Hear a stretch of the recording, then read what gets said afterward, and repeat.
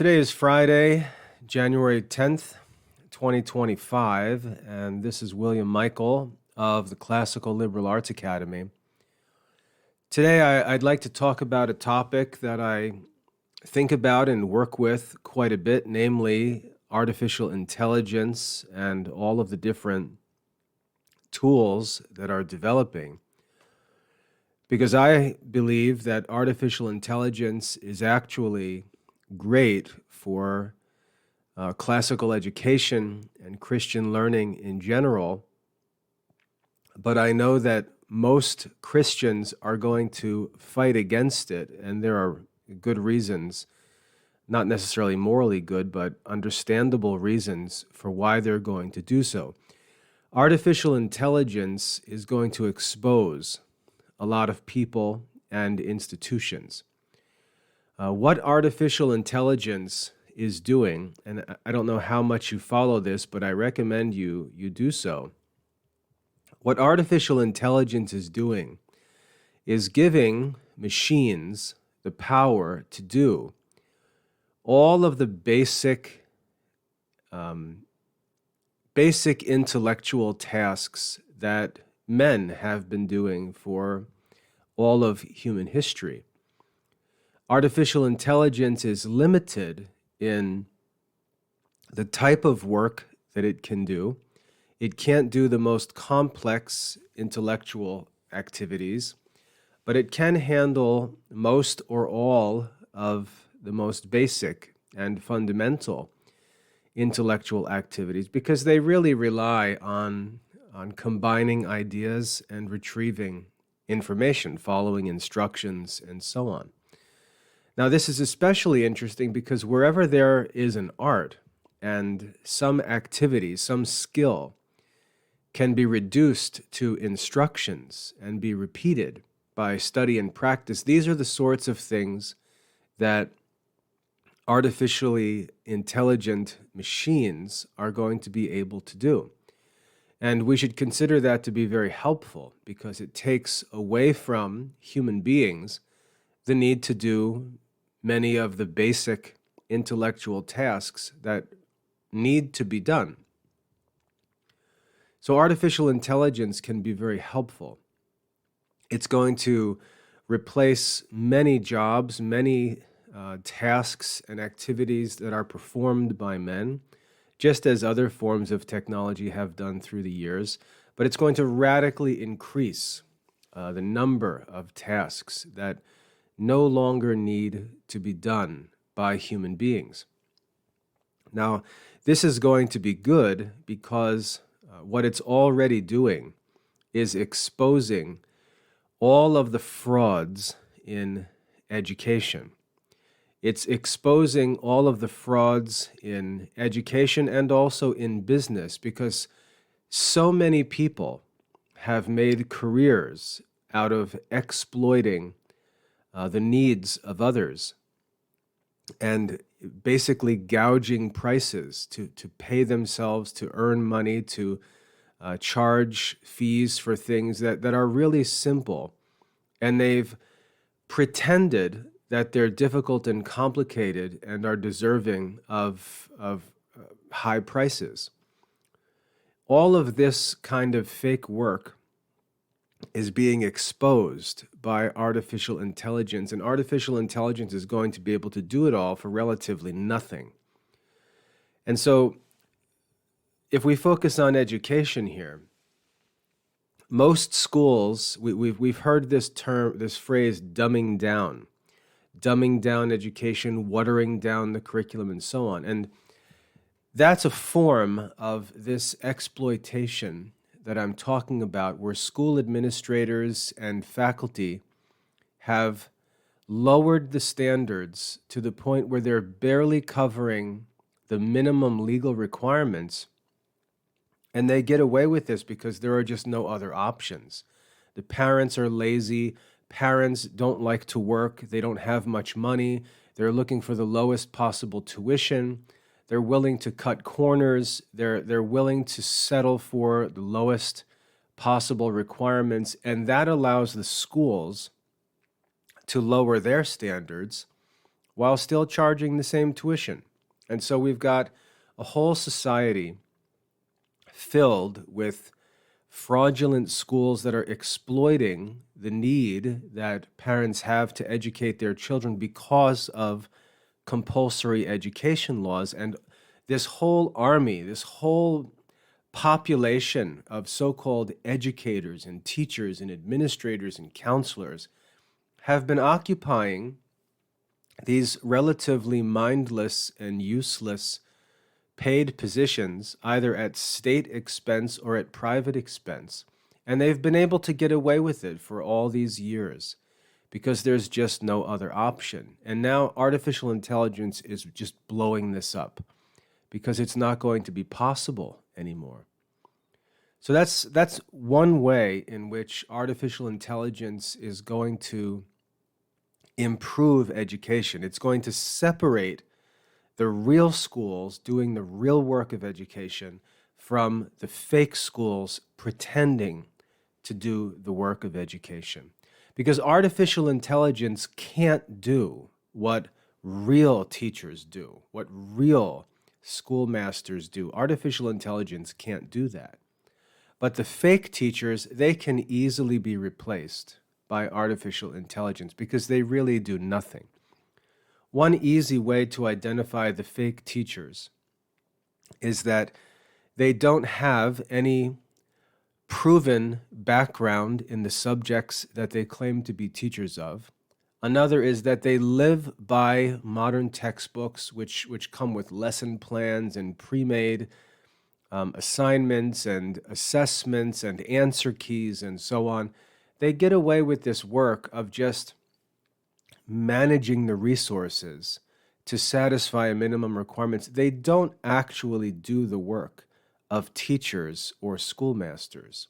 They just fill positions that have been artificially created and that are funded by all kinds of screwy financial plans. And most people working in education have been doing this kind of fake educational work. All of that's going to be exposed by artificial intelligence. There's going to be no need to send kids to any such schools or to pay any such educators because artificial intelligence will be able to cover all of those studies. So fake schools are going to be exposed. Fake curricula are going to be exposed. Minimum requirements programs are going to be exposed. They're not going to be able to make any money anymore. And so all of the people seeking to work in education for the sake of money are going to have no more motivation to work in education because those opportunities are going to be taken away. The CEO of NVIDIA explained what AI is going to allow to happen. And what he said is that masters of the different domains or areas of expertise, the domain masters, domain leaders, when they get control of artificial intelligence, they're going to be able to work as domain masters with artificial intelligent machines as their servants and employees, as it were. So the brightest, the most resourceful, the most industrious, the most creative individuals are going to have all of these powerful tools available to them. And they're just not going to need any of the help. They're not going to be dependent on all of this expensive, lazy human labor that actually holds back development, that holds back education, that holds back research, that holds back innovation, and so on. The great individuals, people like Steve Jobs and Elon Musk and great creative minds, and then down to smaller domains. I could use classical education as an example, where my work in classical education is going to be radically assisted by my ability to assign tasks to artificially intelligent machines and software programs to provide me with affordable, efficient assistance in 1,000 different tasks. It's going to be very, very powerful for someone like me working in a specific niche area. So it's going to allow the real movers and shakers in all of the different fields to move forward at a pace that they've never been able to move forward at before. There are just so many benefits, so many practical benefits that can be done. Now, having said all of that, what's going to happen is that all of the people, this is where things get dangerous. What's going to happen is all of the people who currently make a living by exploiting human needs, by not really doing human work, but by acting like dumb machines and getting paid for it, which has become the norm in many different industries and fields.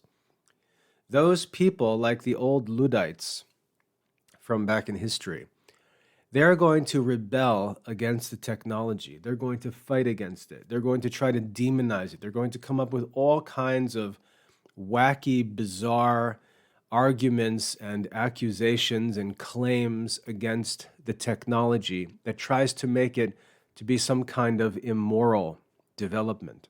What's actually immoral is their exploitation of human needs. But they're going to try to make the technology appear to be immoral because it threatens their ability to continue making a living by doing subhuman work. And so they're going to hate this technology and they're going to try to demonize it. This is going to be true of unbelievers in the world. It's also going to be true of Christians who are just as guilty of these problems and faults, frauds really, as unbelievers are. So we're going to see all kinds of Christian, quote unquote, arguments against artificial intelligence and technology, and this is nothing new. So what's going to happen? I'll give you an example. When Christians who have worked in education or different businesses or industries, when the internet came out and when online learning came out and when free access to all of the study materials and resources became available, what did they do? They immediately began to make claims that studying on the computer is somehow bad for you. They talk about screen time. They make up all of these boogeyman problems to try and pretend that taking advantage of these new developments, taking advantage of these new resources is going to be somehow bad for you. So for a student, for example, whose parents can't afford to send him to a private school, who suddenly has access to all of the study materials he could ever dream of accessing, who has access to online schools and diploma programs and so on, he can now access all of these resources and is completely liberated from all of these Christian private public school, these professional educators that have just made education inaccessible by their tuition charges and fees and products and costs and so on. These individual students are now freed from these people, and they can go and pursue an education independent of them. And all of those people become unnecessary and obsolete. And they revolt against this technology because they see their customers, their clients, their captive clients being freed from any dependence on them. And so they fight against it, and they do so by making up all kinds of phony health claims, medical claims, physical claims, social or cultural claims, and worst of all, religious claims, that it's somehow bad for someone spiritually to study on a computer or to study alone, to study online, and etc. Just total nonsense, total dishonest nonsense. But what's going to happen is the individuals who really want to study and now have access to all of these resources are going to go and study. And no matter what anyone says, the fruits of that study are going to be born.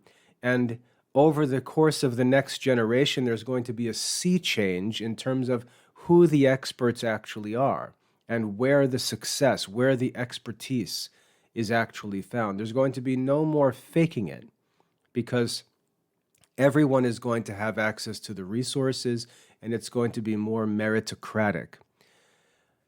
So that's what's going to happen, and that's the reaction that we're going to see. We're going to see people complaining. They're going to say things like, oh, it's better, it's actually better for you to study from paper than from an online text, even if the text is exactly the same.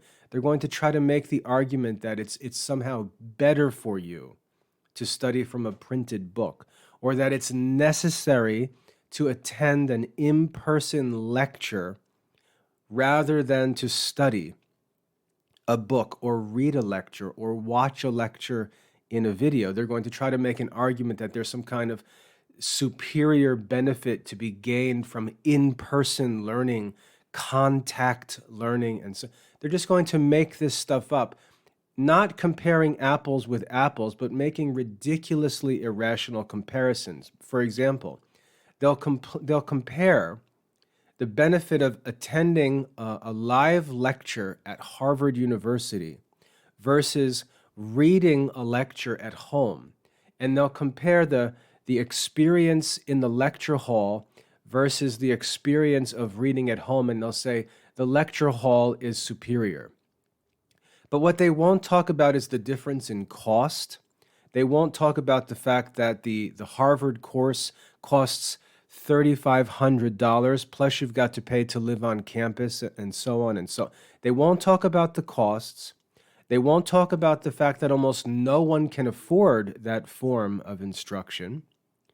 They won't talk about the fact that the ability to study at home is free and not limited to one lecture, participation in one live lecture, but the student can have access to the text, can reread it, can make notes on it, can continue to study and reread it, and the fact that it doesn't cost anything and is now accessible to anyone who wants to study. They won't compare all of the qualities. They'll just compare some ideal of the learning experience without considering things like sustainability or accessibility or affordability and so on, which are all real concerns, real limitations in education. The comparisons will just be stupid. And we'll see all these attacks on the technology coming from these educators who pretend like everything is equal. This is the same thing we see in modern medicine, where the so-called medical experts will criticize traditional remedies or natural medicine or even attempts at preventive health care. And they'll talk about the benefits of modern pharmaceuticals and surgeries and all these different therapies and things that are available now. But they won't compare the costs. They won't compare the reality of them. They won't compare questions of sustainability and accessibility. Or they'll talk about just socializing medical care so that all of these costs are just socialized and billed to the public in a totally unsustainable and irresponsible way. The comparisons are not fair comparisons. When we consider all of the different pros and cons together, we find that the modern methods that are available, the simpler methods, sustainable methods, are overall better than these expensive, unsustainable modern solutions that have been developed for profit, for very great profit for a small number of people. We'll find that overall, these alternatives are in fact better and wiser, and they can be shared by everyone. So that's the sort of conflict we're going to see in society. We're going to see Christians just as bad as anyone else, criticizing the technology and making claims like learning from paper books is necessary, or learning in Christian schools is better, and so on, without comparing the costs, the accessibility, the availability, on and on, all of the different benefits that are now available. Now, I work in online education, and there's a number of reasons why I do so.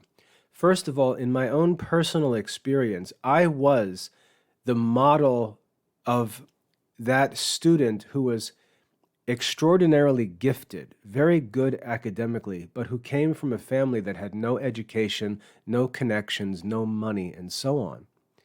I had the ability to earn perfect scores in any college courses, even at a selective university. I went to Rutgers University.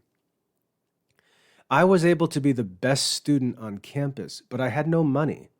And so I couldn't afford tuition. I couldn't afford to take the classes, even though I would be the smartest kid in the class and get the highest scores when I could afford tuition. So I saw the real challenge of the cost of modern education with accessibility to education for highly talented, highly gifted students.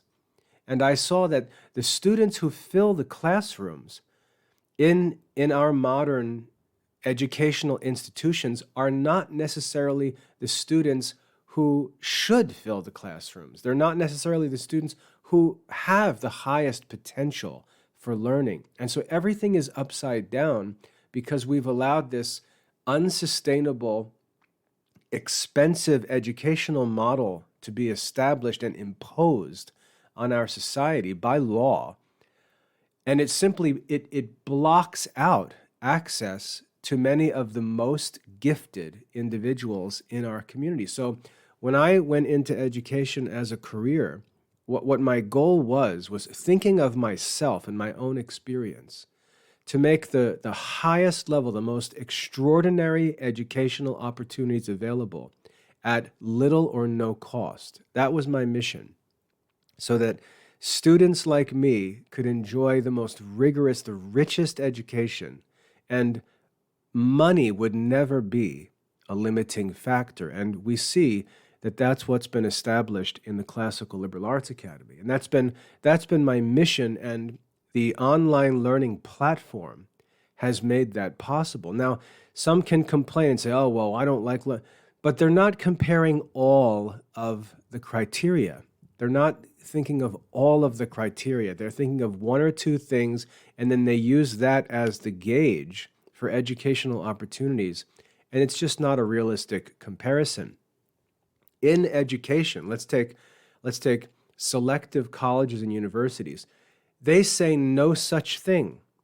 The most selective colleges and universities have absolutely no problem with any mode of education. They look to objective measures of student achievement, and they give the students the freedom to pursue education in whatever form they have access to, and they evaluate the students individually. When I contact colleges and universities, even the most elite colleges and universities, Harvard, Princeton, MIT, Caltech, Stanford, I never, ever receive any negative feedback relating to online learning. There is never any warning or proviso or special condition or anything like that. The schools have no concern for online learning because there are means of assessing student achievement objectively. And if the education is real, if the standards being pursued, if the studies being pursued are real, those objective measures will be in our favor because we do the real work of study and education. And this is, by the way, one of the reasons why many parents and students don't like our program, because they're actually looking for the fake education that they can just throw money at, check boxes, and get their documents. And we don't do that in the Classical Liberal Arts Academy. So while there's criticism at the immediate level of maybe some parents or of course educators will hate what we're doing, school administrators, school teachers in brick and mortar schools, oh, they'll hate what we're doing. They'll try as hard as they can to tear it down and criticize it because it shows that everything that they're doing is unnecessary. It shows that the tuition they're charging is unjustifiable. It shows that it's a total waste of money, total waste of resources because our students working online for literally $25 to $100 a month can have an accredited diploma that is accepted by the most selective universities in America. And all of these college prep private schools that have faked it for all these years, they're being exposed by the new technology. And artificial intelligence is going to make that even more clear and harmful for them because they're going to be exposed. The danger in society is going to be the selfish, reckless reaction or criticism of the technology by the people who are profiting from the status quo, the people who are profiting from schools as they are, from educational publishing as it is, from education as it is, and so on. They're going to try as hard as they can to criticize, tear down, block, prohibit, and so on by all kinds of political means and cultural pressures. Bishops who are running Catholic school systems are going to try to discourage homeschooling. They're going to try to discourage online learning because they've built these giant, unsustainable, expensive schools imprudently that are now going to be shown to be completely unnecessary. And instead of acknowledging that honestly and prudently and actually adapting to it, they're going to try to use their religious authority as a weapon to prevent Catholic lay people from getting a good education outside of the Catholic schools. I've already experienced it personally. Not that my work was criticized, but I've seen, because it's been articulated to me, the sort of silent disapproval of homeschooling by many Catholic bishops who are heavily invested in these giant, unsustainable, unproductive, and now obsolete modern Catholic schools.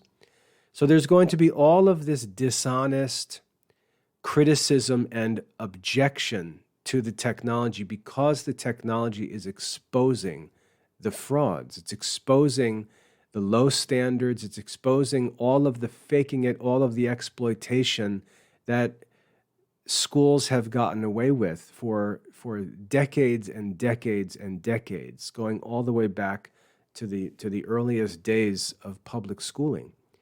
That's all going to be exposed. And so now they're going to have to try to pretend that these resources are somehow dangerous, and we have to be on guard against studying digital resources, studying online, using artificial intelligence, and so on. All of the current confusion and stress and complaining about artificial intelligence, for example, exists only because schools have been using assessments and assignments and other measures of student progress that are so shallow that they can now be completed by computers, by artificial intelligence, without even participating in the classes. The schools will act as though the use of the artificial intelligence is somehow immoral. It's dishonest, it's cheating, it's on and on. This is what they'll do. Rather than acknowledge that a machine trained with artificial intelligence can master their assessments without ever participating in their classes. That's what we should actually be focusing on.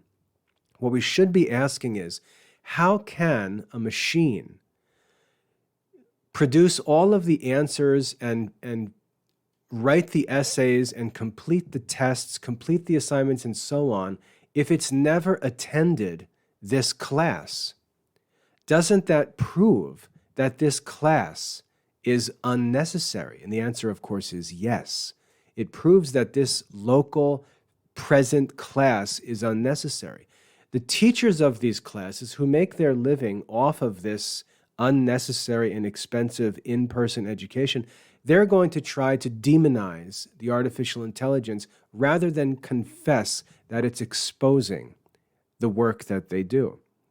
So the real question is not, how can we block artificial intelligence from the children? How can we prevent them from using the technology that's developing? How can we prevent them from using resources to get answers to questions? That's what the schools are doing now. Whereas the schools should be saying, how can we raise the complexity and the challenge of the academic work that we're doing in schools so that students actually do need to work and study to be able to reach this level, and artificial intelligence and machines can't copy, can't imitate it?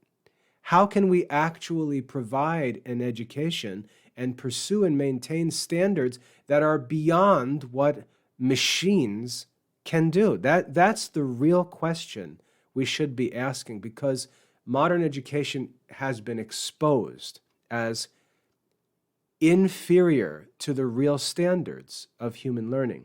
I've talked about this in the past with reference to calculators. You can think back to when you were in school, and we had all kinds of calculators available, whether they were cheap little solar-powered calculators from the grocery store or expensive TI-84 calculators that we used in college. We had these tools available to us that technology developed. We had these tools, and the math teachers had to try to prevent us from using them because the actual skills, the actual requirements for the classes were so low and unintellectual that they could easily be done using these calculators. And so rather than say, oh man, now that we have these calculators, we really need to raise the bar for what it means to have a mathematical education. We really need to raise the bar and get into higher level studies, higher level thinking, higher level operations. Instead of doing that, they demonized the calculators and accused everyone of being cheaters, because they simply did what any normal person will do in real life, which is use technology and resources that are available. And today, educators are doing the same thing with artificial intelligence. ChatGPT can write an essay better than most high school or college students. College students know that. So if I'm asked to write an essay on what I think about the use of the death penalty, I can hop onto ChatGPT and intelligently prepare a prompt to instruct ChatGPT what I'd like it to produce. I can go into great detail and then just hit submit. And ChatGPT can handle all of the basic work of composition. It can handle all of the basic retrieval of information. It can handle all of the basic formatting and citations and so on that modern schools have tried to make a big deal of. ChatGPT can handle all of that stuff. The real test is my prompting of the artificial intelligence tool, my directing of the tool, just as a leader in an industry or a leader of a business will give directions and training to his assistants and employees, and when they get to work, no one calls the boss, no one calls the leader a cheater because he has people doing work for him. That's considered good management. That's called delegation. But when we do that in education, when we do that with technology, or when students do that, rather than being called good managers of available resources, they're called cheaters. And the reason why they're being called cheaters is not because they're actually cheating, but because the schools are being exposed as not really providing the education that is needed to be truly human education. So again, referring back to the CEO from NVIDIA, he was asked in an interview, what should children be studying as artificial intelligence is now developing? And he explained that what children should be studying are the liberal arts. They should be studying the real human subjects of learning, because we're not going to need human beings to do these modern activities, which modern education made such a big deal of falsely. Modern education chose to make such a big deal out of mathematics and such a big deal out of composition. And now artificial intelligence can handle those activities completely, efficiently, on behalf of intelligent human beings. Now the challenge, now the limitation, just as in business, now the limitation is actually having the wisdom and creativity and insight to give instruction to inferiors, to direct the machines, to direct the artificial intelligence platforms in what they need to do for us. That's, again, the real skill that was originally pursued through the classical liberal arts, but was abandoned in modern education. And technology has now brought us back to that place where those original skills of insight and creativity and reason, persuasiveness and so on, the real human skills that machines cannot perform, those are, again, the obviously valuable skills that need to be cultivated. And the fake educators don't possess those skills and can't teach them. The fake schools are not designed to teach those skills, to teach those arts and sciences. And so they're being replaced by artificial intelligence. But the return to real classical liberal arts studies, philosophical studies, theological studies, and so on, that is now going to be, again, the necessary stuff of human education. So this whole obsession with math and technology has turned out to be a bubble that's turned around on itself and is consuming itself.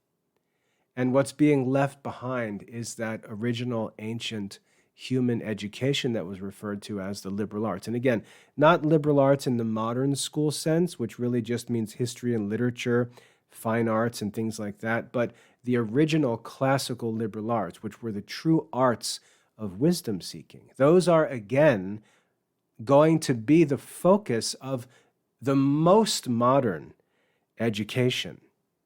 And so when I started the Classical Liberal Arts Academy and got all of this snobbish criticism from all the math heads and all the science teachers and all the school administrators and so on, I trusted in the timelessness and the nature of the learning of the classical liberal arts. I knew that it was timeless. I knew that it would never be replaced.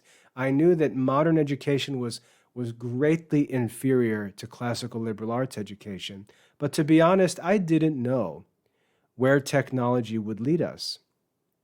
But now what I'm seeing in 2025 with the advent of artificial intelligence is I'm seeing that those who criticized the classical liberal arts, classical philosophy, Catholic theology, and so on, they're being undermined by technology, whereas classical liberal arts education is actually being honored and exalted by artificial intelligence as real learning, just as St. John Henry Newman explained back in the 1800s. So to kind of wrap this up, I believe that with the advent of artificial intelligence, the Classical Liberal Arts Academy is actually on the cutting edge of modern education.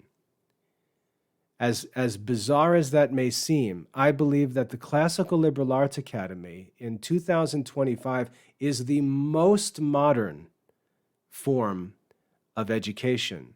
It's the form of education that makes the most sense and is most necessary in light of the state of modern technology and where society is moving. I believe that what we call modern schools are actually going to become completely obsolete and useless. The cost of them is going to become completely unjustifiable. And as parents, as difficult as it's going to be, as parents learn and understand this, they're going to increasingly be withdrawing from modern schools because there's simply no justification for the costs of them. No justification. The outcomes are going to be inferior. As we see with an institution like Cognia, an accrediting agency that now accredits digital learning schools, there's no more advantage of going to an expensive brick and mortar school. The diplomas and transcripts of the online schools have the same level of accreditation as the brick and mortar schools. That's what brick and mortar schools used to sell when they criticized homeschools and distance learning programs and so on. They used to say, oh, well, we're accredited. We have all of these objective measures of quality in place, and these other forms of education don't. That's not even true anymore. That's not true anymore. And so we're going to have kids who are just set in the presence of an almost infinite treasury of learning resources and set free to pursue the highest levels of learning imaginable ever in human history, because these kids are going to have access to what would be the equivalent of the greatest ancient libraries in their own homes for relatively no cost. We're entering into an age where learning for true students, for students who actually study and work independently and take advantage of the resources available to them, we're going to have students with the opportunity to pursue learning at a degree that was never before possible, at a cost that's almost non-existent. Accessibility is going to be unlimited, and the most gifted and talented and driven students are just going to have an endless feast of study material. Now, the problem, as I said, is that schools, pastors, parents, and so on, even students themselves, are going to be the enemies of this because it just takes away every excuse.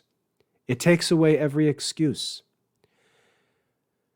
And so there's going to be resistance, and that's what's going to cause it to not move forward as quickly as it can, especially among Christians who will always be backwards with respect to technology because they get exposed by it. For all of their talk of morality and religion, Christian culture gets exposed by technology because it reveals that they're as guilty as anyone of exploiting human needs for individual private profit or control in the case of the church. So there's going to be resistance, but the results are going to be undeniable. The results are going to be undeniable, and you're just going to have this population that is thriving on one hand, making use of all of this technology, and this other population that's miserable and unsuccessful and trying by any means possible to prevent access to these tools or prevent acceptance of the benefits of these tools. And they're just going to eventually lose. No matter what short-term success they may have in demonizing and blocking these things, they're going to lose because the results are just going to be undeniable. And the destination institutions and the market is ultimately going to decide what is acceptable. And those institutions, the market itself, the destination institutions that are looking for the most driven, talented, intelligent, high-level operating individuals, they're not going to care about these criticisms and prohibitions. They're going to be seeking the best talent, the best workers, the most qualified students, and they're going to find them in these independent study settings. So the real influences in society, the market and the destination institutions, they're going to determine what's acceptable. And that's what's going to ultimately change the standard. But it's going to be resisted, and parents, with respect to education, parents are going to be the ones who ultimately determine whether their kids benefit from this or whether they play stupid and act like Amish people and pretend that society is actually going backwards rather than forwards with respect to technology. Now, I can empathize with interest in old-fashioned things because there is a sense in which that which is ancient is eternal. That's true, but only with respect to things that are themselves, by their nature, unchanging. For example, wisdom, truth, goodness, and so on. Those things are timeless and unchanging. Philosophy is timeless and unchanging. Theology is timeless and unchanging. Moral philosophy is timeless and unchanging. The arts of grammar and reasoning and rhetoric and arithmetic and music and astronomy and geometry, those are unchanging arts that will be true for all time. Those are the things that don't change, but the practical tools and methods, these things do change. And so clinging to obsolete practical measures, clinging to obsolete tools, clinging to obsolete methods is foolishness. Clinging to unchanging truth and wisdom is wisdom. But clinging to practical measures, tools, instruments, methods, and so on is stupid. And that's what we see. We see this sort of fake traditionalism where you've got these imprudent people trying to argue that obsolete methods are the timeless things that we're to cling to when in fact they're not. For example, the printing press didn't exist until the 1400s.